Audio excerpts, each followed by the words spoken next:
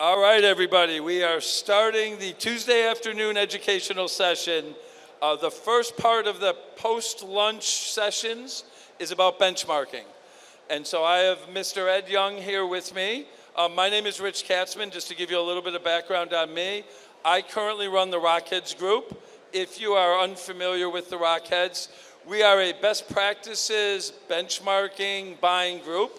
Our membership makes up the who's who of granite countertop fabricators across the country. We have the largest shops and what we consider the best shops. And part of the process that we go through every year is we have our members benchmark their financial and operational data so that we can give it back to the group. So a lot of what you'll see here today is excerpts from that data and then some other slides and information related to benchmarking. I am very honored to be sitting next to Mr. Ed Young. Ed, why don't you share a little bit of information about yourself? Thanks, Rich. The pleasure is definitely all mine. I'm Ed Young at FabricatorsCoach.com, where we help companies reduce chaos, make more money, and get your life back. Otherwise, what's the point, right? With my background, I've run manufacturing plants in multiple industries. I've owned my own brick and mortar business, so I've made payroll out of my hip pocket more Fridays than I care to admit, and also have run a fab shop. So I think I've seen enough stuff to hopefully give some folks some good ideas on how to help improve their business. Fantastic. All right, let's dive right in. So what we're going to do here today is first we're going to talk about benchmarking, what it is, why it's valuable, not spend a lot of time on that, but then we're going to get into some actual numbers. And not a lot of numbers, but just enough things to make you think. Is my shop performing as other shops are? Where could I improve my shop? So we're going to share a little bit of that data with you, and then we'll open up the floor to questions. And as you're walking by, if you have other questions, you'll have a chance to ask them. This session is being recorded, and coverings will release it at a later date, so you'll get a chance to review all of this. Plus, we're going to give you a chance, because we're covering a lot of data, we're going to give you a chance at the end of the session to download a copy of the slides. Fantastic. All right, let's start with benchmarking.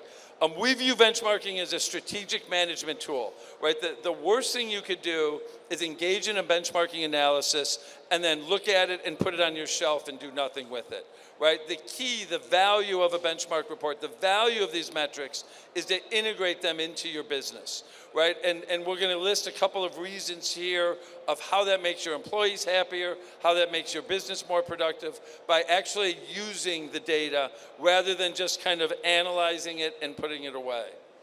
Yeah, if all you do is get the numbers and compare somebody else's numbers to yours, you really haven't gotten any value. The value is in the deep dive. So, 8 reasons to benchmark.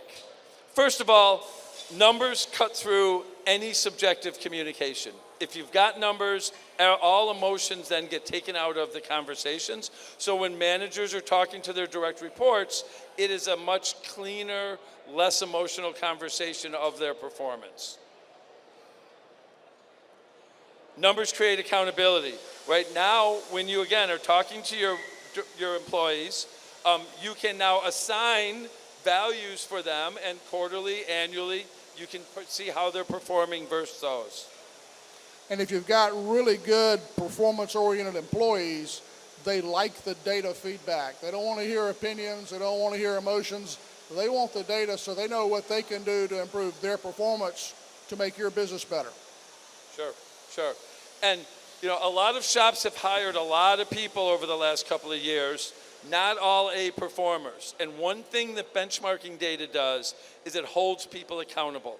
And accountable people appreciate benchmarking numbers. So as you're evaluating your staff, the high performers are going to engage and be very interested in benchmarking.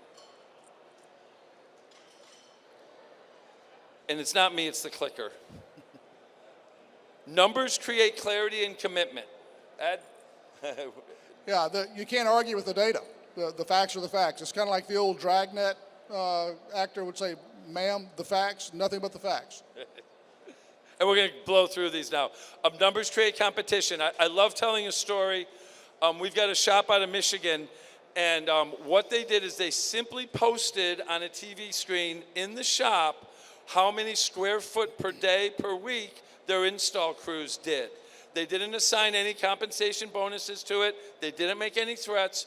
All they did was make that data visible. And amongst themselves, the crews all started performing better. They were competing amongst themselves to make each other better. And that's truly what this does. Yeah, it's kind of like the podcast I did earlier this morning about the metrics that you have in your business, and it's the analogy of the scoreboard at the football game. If you didn't have the scoreboard, how involved would the players be in the game, much less the people watching the game? Same dynamic. The Bears wouldn't lose as often. That's why that's good. Okay. Numbers produce results. Yes, that's kind of the gist of this whole thing. And numbers create teamwork too, right? Absolutely they do. And finally, you absolutely will solve your problems faster if you have a scorecard, if you've got good data to back up what you're doing. And certainly all this comes with the assumption that you've got goals from your business that you want to achieve. So having this data helps folks know how we're making progress toward those goals. Alrighty, let's get into some data. Let's look at how shops have performed within the Rockheads Group, share a little bit of that with you. So just some background, it is 2022 data, so it's a little dated, but not too much. The average Rockhead shop that submitted benchmarking data last year was about 13 million, so a little bit on the larger side relative to the industry. And we have a nice geographic breakdown. We've got, a third of the companies are on the East Coast, a quarter in the South and the Midwest, and then about a fifth are in the West. So geography is definitely represented well within the data. Who our members sell to, about a quarter of them sell to big box. Here we go again, there we go. It's a nice spread, right? We've got retail, production builders, dealers, resellers, custom builders, all right around the same percent. So all different market segments are represented in this analysis. And as everybody else in the industry is probably seeing, our members sell about 62% of their businesses in courts. And so if you participate in a benchmarking event, either yourself as a shop owner with another shop owner or as part of a group like Rockheads, the factors on this slide, geography, size of shop, type of customer, market segment that you're in, what type of material you sell, those are kind of those next level questions that you start to analyze to understand why your numbers may be different from somebody else, but you can't stop there. You got to go even deeper. And the beauty of our analysis is we have 71 members submitted data. So we can now chop that data up to similar size revenue, similar geography, similar market segments. So it allows, as Ed says, to do a little further dig deep on the data. So getting into it, we always like to start with what your shops are charging for their square footage, right? So if you look at all the Rockheads across the board, the average price to a customer is just under $80 a square foot. If you look at going to big box deals, now we're down to $64 a square foot. If you look at the lowest segment, production builders, which makes sense, now all of a sudden you're almost $20 a square foot less than you would treat your average customer. Continuing to look at these numbers, custom builders jump up to almost 90 bucks a foot, right? Nice, strong business selling to custom builders. From there, commercial, 84 bucks a foot. So a lot of people think at commercial jobs, they're taking a bath on, right? And there's no margin in there, but we're seeing really strong pricing going out to commercial jobs. Yeah, certainly. And if you're a shop, I was talking to a shop this morning, they do like a template to install. They do a 3-day turn, and they'll guarantee that. And so if you can add value like that to a general contractor, you can command prices like this and higher. And then finally, not finally yet, but dealers, resellers, designers, now we're jumping up to 94, 93 bucks a foot. Right now we're really starting to drive some T-dollars into the business. Mm-hmm. And finally, retail walk-in business, right? Almost 100 bucks a foot. This is average across the country for what our shops are charging customers. And these are all-in prices, includes all your add-ons for your trip charges and all the other stuff. This is a total end result price. Yes, yep. Yes. All right, so what can you do with these numbers? You can analyze your current prices, right? You can make sure that you're priced within the category here. You can set goals now for your sales force, right? You can set individual job goals, gross margin goals from your sales force. And you can also use this to determine what sector you want to be into. Yeah, that analysis by sector is critical, but also maybe part of your incentive system for your sales force isn't just top line sales.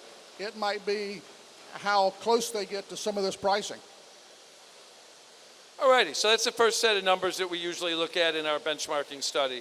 Next, we go into some cost of goods sold, right? So we're essentially just going down your P&L, right? So let's look at what you're paying for each of these jobs.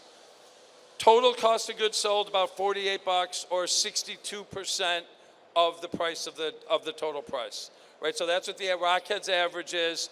Anything 60% is good, right? I mean, that's a good number. Materials. So over the last couple of years, we've seen materials jump way up to, in some cases, more than 40% of your total job.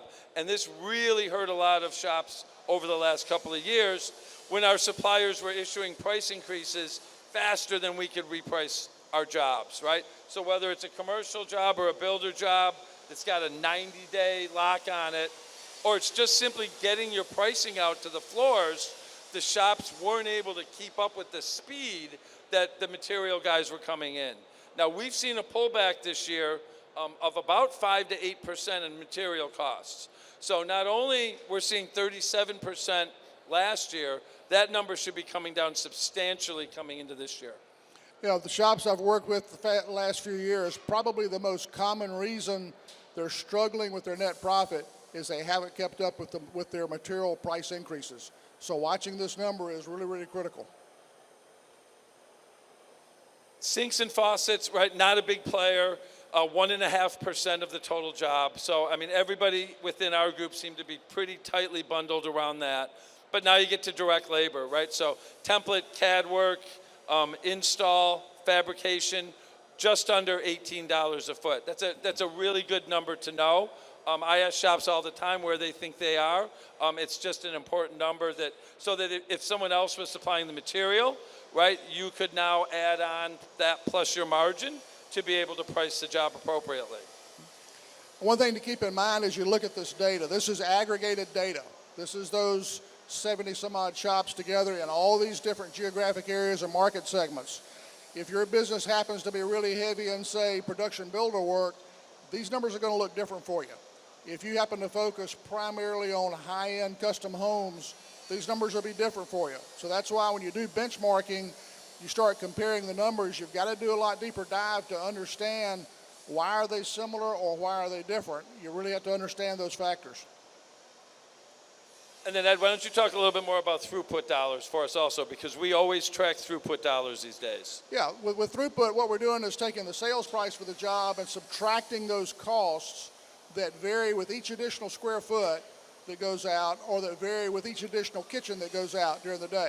So if you produce a 60 square foot job versus a 65 square foot job, what are the factors that vary? Well, you're probably not adding a sink, you're probably not adding a faucet, but if you've got 1099 installers, what you'll pay them will go up. And then obviously the material that you have, 60 square feet versus 65 plus waste factor, that'll go up. And so what we do is we look at throughput dollars as each order generates cash for you, the throughput dollars, and that's what you use to pay the bills to run the business. Tracking this on a daily basis gives you tremendous insight into business performance.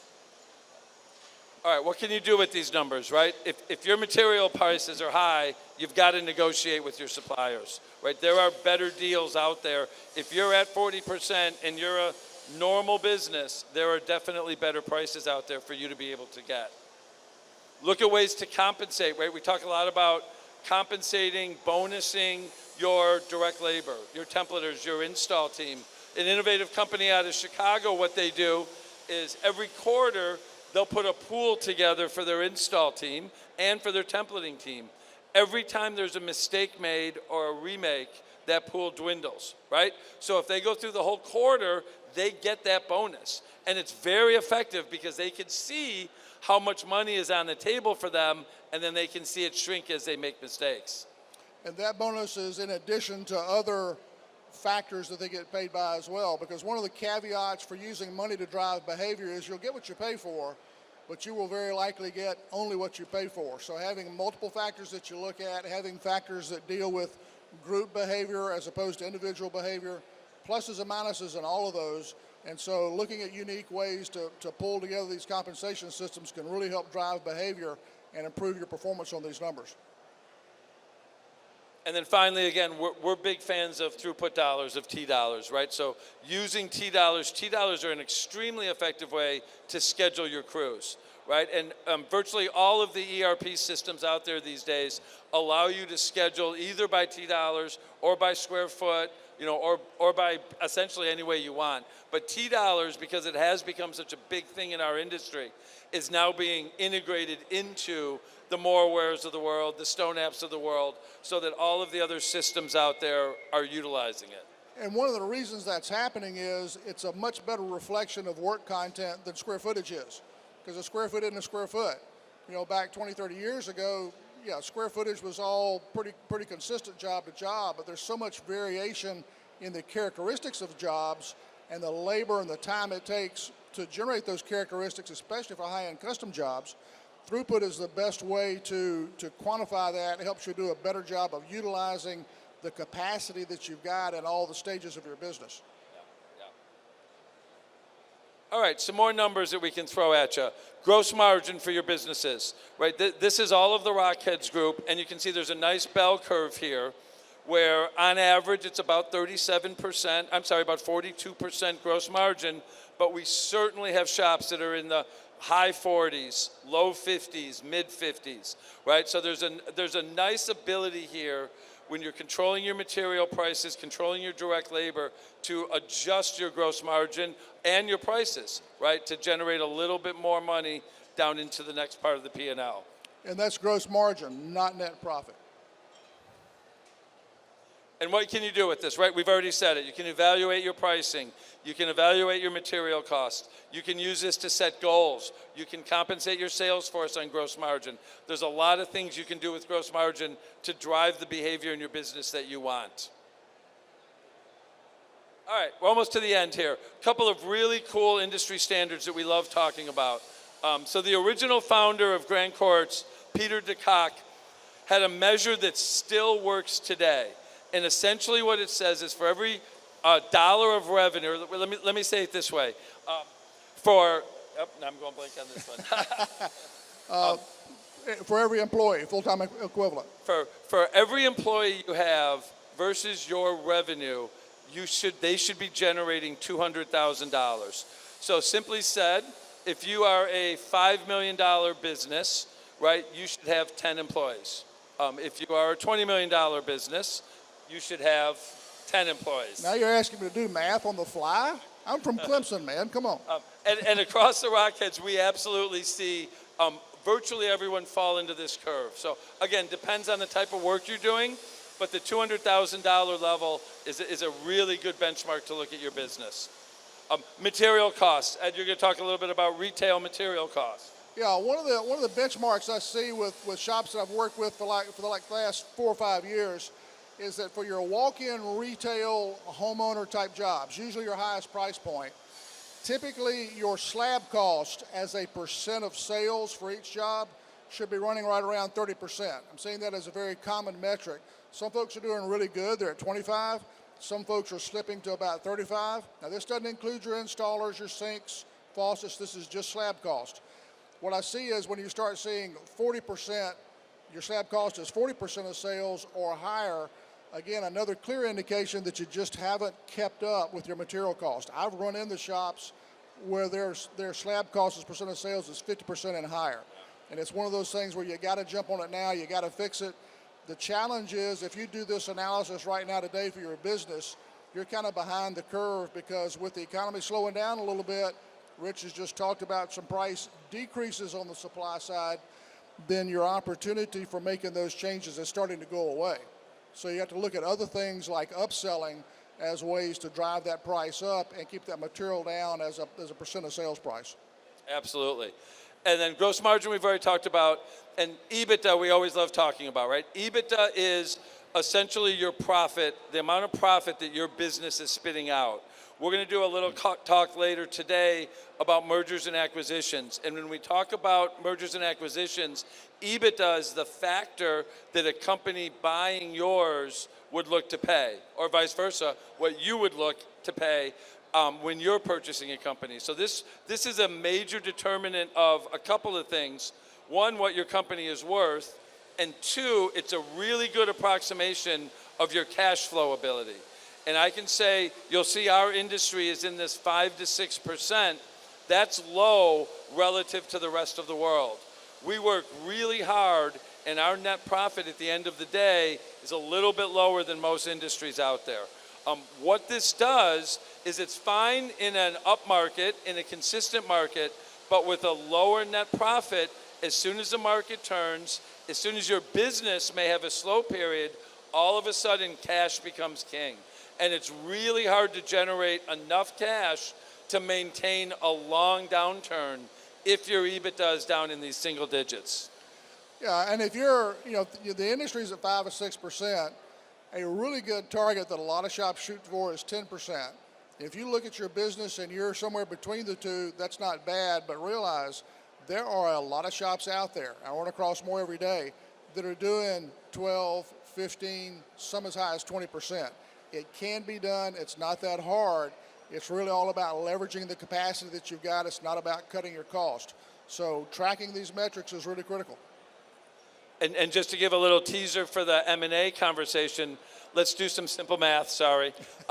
Say you're a $3 million shop and your EBITDA is $300,000, right? That would be a 10% EBITDA. So you're a nicely run, strong shop, double-digit EBITDA.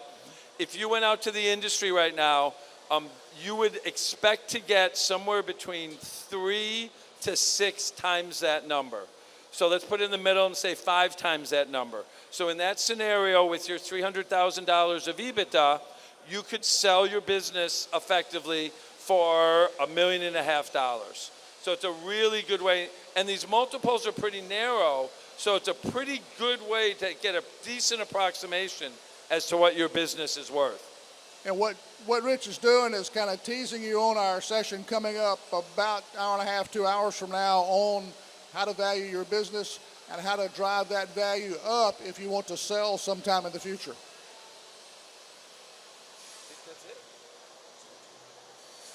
So as we said, this session is being recorded. Coverings will put it out so that you can watch it later on. In the meantime, if you would like a copy of the slides, scan this QR code, go to that website, put in your email address, and we'll send you a copy of these slides. We're not going to try to sell you anything. It just gives you a copy.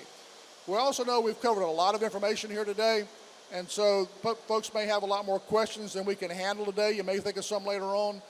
We've got a webinar scheduled for next month where we'll spend a free webinar. We'll do a quick review of these slides, and then we'll spend the rest of the time just answering your questions. And this is not a sales pitch for anything. This is just to provide good data for you to help you out.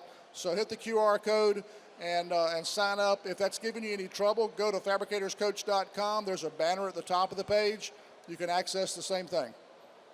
And we've got the Rockheads have a booth right here, so if anybody's interested in having more conversations about this benchmarking topic, please come on over and chat with us. We'll be here for the entire show. Any questions? We've left a couple of minutes for questions to see if there's anything on anybody's minds. Yes, sir. We lost our microphone guy. You talked a little bit about using dollars to measure installer output.